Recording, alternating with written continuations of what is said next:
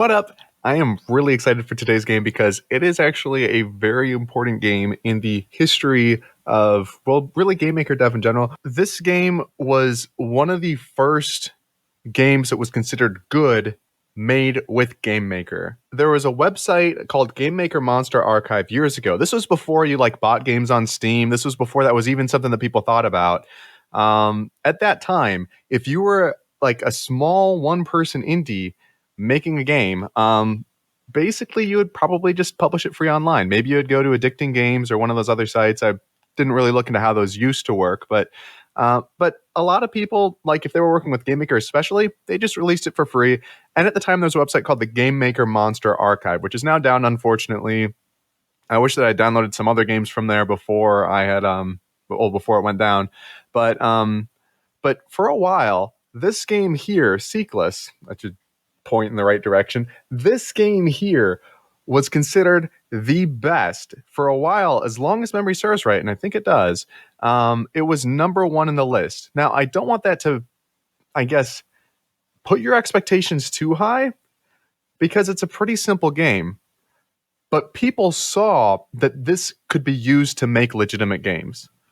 And it has a lot of charm, and this game really inspired me and my brother in getting into game development, because we were we had wanted to get into game development for a long time, and then we heard about GameMaker, and we were like, oh my gosh. And then we saw this game, and this game is good. And a lot of GameMaker games that were published on the site, including perhaps a few that I released, were not good or not very good, or had a very unprofessional feel to them. I don't want to put your expectations too high, but I do want you to understand this game was important to indie dev, particularly to GameMaker, because nobody took GameMaker seriously before this. I love just this little touch here, just you have a spaceship just randomly land. I just love the little charm stuff like that. Seekless was created by Clism in 2003. So 2003, this was the year that Steam released. And not publicly, it was just used for Valve's game updates.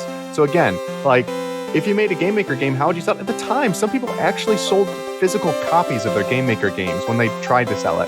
But for most people, it was no, and people were kind of oh, you use GameMaker, you're not a game developer. That was kind of how things were at the time. Oh yeah, back then also, a license for GameMaker cost $20.